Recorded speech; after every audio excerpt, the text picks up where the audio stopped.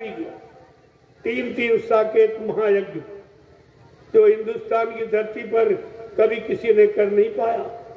ये कलयुग में कितना महान कार्य, ऐसा साकेत महायज्ञ जो कोई नहीं कर पाया, बाबा जी ने वो भी करके दिखाया और 33 करोड़ देवताओं को खुश और प्रसन्न कर लिया। उनका आह्वान किया और उन्होंने वादा किया, तमाम प्रस्ताव जनता के हित के पास किए कि सतयुग आने पर ये सब लागू हो जाएगा। ये सब आपको सुनाया गया, लेकिन आप पता नहीं काल की तरफ कैसे चलेंगे, काल की बात पर कैसे विश्वास आए और दयाल के वचनों को आप भूल गए। कितना बारी आपने अपना नुकसान कर दिया। तो ये सब इसीलिए पहले ही जानकारी दी। 3 साकेत महायज्ञ, पहला अहमदाबाद में साबरमती नदी किनारे, दूसरा अयोध्या में काशी बम्बोले नगरी, दूसरा अयोध्या में और तीसरा काशी बम्बोले नगरी। ये 3 साकेत महायज्ञ भगवान शंकर को काशी में खुश कर लिया। उन्होंने भी ऐलान किया, मेरा समय आ गया, मैं तुम विनाश लीला, मैं तांडव नृत्य करूंगा, मेरा समय है। बाबा जी ने कहा नहीं, थोड़ा रुक जाइए आप, मैं भी लोगों को सच्चाई का संदेश उनके कानों तक पहुंचा देता हूं। जब वो ना माने तब तुम्हारी इच्छा में आए वो करना। इसीलिए आपका बचाव है, ये संदेश प्रसारण वायुमंडल में हो रहा है। नहीं तो कुदरत बहुत नाराज है, कुदरत है नाराज खड़ी, आ गई मुसीबत पड़ी।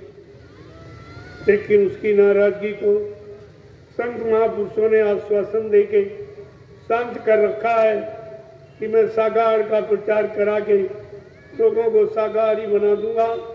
जब लोग मेरे साकार संदेश को ना सुने, ना माने, ना स्वीकार करें, तब जो तुम्हारी इच्छा में आई वो करना।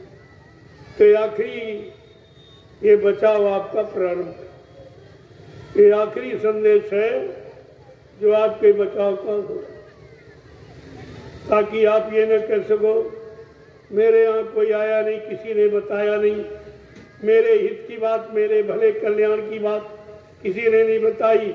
सब अपने अपने स्वार्थ लोल लालच की बात करते थे, हमारे हित की बात कोई नहीं। इसलिए आपको ये संदेश दिया जा रहा और निस्वार्थ, कोई चंदा, कोई सेवा, कोई रुपया पैसा, कोई सामान मैंने न कभी मांगा और न मैं कामता न कभी मांगूंगा।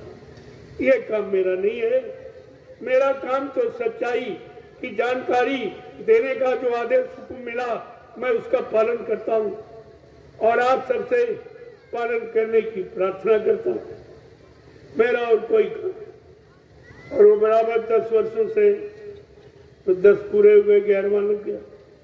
बराबर आपको दे रहा हूँ सारे हिंदुस्तान में घूम, सब जगह जाके देख लो, फिर आप दरबार में आके देखो कितनी दुकानें खुल गई, देख रहे आप। धर्म के नाम पर कितनी दुकानें, गुरु के नाम पर कितनी दुकानें खुल गई। आप भी जानते हो कि दुकानों पर बगैर पैसे का सौदा नहीं मिलता, जब पैसा दोगे तभी सौदा मिलेगा। लेकिन दरबार में मुफ्त लुटाया जाता है। दरबार और दुकान का तुमने आज तक अंतर नहीं समझ पाया कि कितनी दुकानें देश में लग गई। जय गुरुदेव नाम से भी कितनी दुकानें लग गई, लेकिन बिना वहां दिए आपको कुछ नहीं।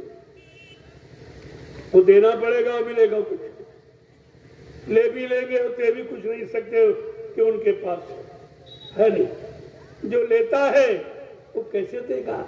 अगर होता तो लेता ही क्यों, और होता तो मांगता क्यों? जो सेवाएं मांगे, पैसा मांगे, सामान मांगे, सम्मान मांगे, अधिकार मांगे, तो समझ लो ये भिखारी, इनके पास कुछ। भिखारी मांगता है, दाता कभी नहीं मांगता। तो आपको तो सब विचार करना चाहिए, लेकिन तुम तो सब भूल गए हो, न दाता की पहचान न भिखारी की पहचान। दाता एक, भिखारी सारी दुनिया। जिसने आपको नाम का दान दिया वो दाता, देने वाला, सुनाने वाला नहीं। सुनाने वाले तो 10 साल का बच्चा अगर बाबा जी से सुना नामदान वो भी सुना देगा। क्या सुनाने वाला बच्चा कुछ दे नहीं सकता? सुनाने वाला देता नहीं है, देने वाला सुनाने वाला। देने वाला कौन है? जो सतलो सच का ननामी धाम आता है, नाम को जगाता है, नाम को सिद्ध करता है, नाम का प्रचार कराता है, वो नामदान देता है। उसका दिया हुआ नाम फलीभूत होता है। लेकिन किसी ने सुन लिया और सुन के सुनाने लगे तो सुनाने वाले आपको दे नहीं। जैसे हम आपको सुनाएं कि रसगुल्ला मीठा होता, मुलायम होता, लाल होता, कि आप संतुष्ट हो जाओगे? कुछ देर के बाद कहोगे अरे भाई सुनाने सुनाना है, कुछ खिलाना पिलाना। आप तो पाके संतुष्ट हो। इस नामदान से संतुष्टि भी नहीं मिली, शांति भी नहीं मिली। अंदर में मन की का विकृत स्वभाव अभी शांत नहीं हुआ, गया नहीं, तो फिर नामदान आपने लिया ही क्यों? अभी आपने न लिया है न आपको दिया। अभी तो नामदान आपको दिया गया था। जब प्रेम दान दिया जाएगा तो नामदान फलीभूत हो जाएगा। जब प्रेम दान मिल जाएगा, अभी नामदान दिया तो तुम गुरु के पीछे दौड़ते हो। जब गुरु प्रेम दान दे देगा तो अपने जीवों के पीछे घूमेगा। कहीं उसको मुसीबत आपत्ति आने नहीं देगा, कहीं उसको बुरे कर्मों खान पान में फंसने नहीं देगा। ये उसकी जिम्मेवारी हो जाती।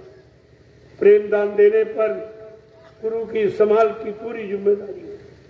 लेकिन प्रेम दान कब दिया जाएगा? जब तुम्हारा पात्र प्रेम पात्र जब बनाओ, बर्तन शुद्ध होगा। प्रेम का मतलब निस्वार्थ भाव से। जब बर्तन पाक सा निर्मल पवित्र करोगे तब उसमें प्रेम दान दे दिया जाता है। और प्रेम दान देने के बाद फिर जीव को कुछ नहीं करना, फिर उसकी जिम्मेवारी होती। जब लड़की का प्रेम आप लड़के से जोड़ देते हो, शादी ब्याह करते, तो फिर उस लड़के की पूरे जीवन जिम्मेदारी होती है। उसके खिलाने पिलाने की, दुख तकलीफ दूर करने, सब जिम्मेदारी होती। इसी तरह से जब गुरु से प्रेम दान मिल जाएगा फिर जीव की कोई जिम्मेदारी नहीं। कहता जीव तू मत करना फिक्री, लेकिन सौंप दे भली बुरी सिगरी। कि अपने पर कुछ मत रखो, न बुरा न भला, न अच्छा न खराब, न पाप न पुण्य। ये सब जब समर्पित कर दोगे तो तुम्हारे पर कर्मों का कोई दोष नहीं लगेगा।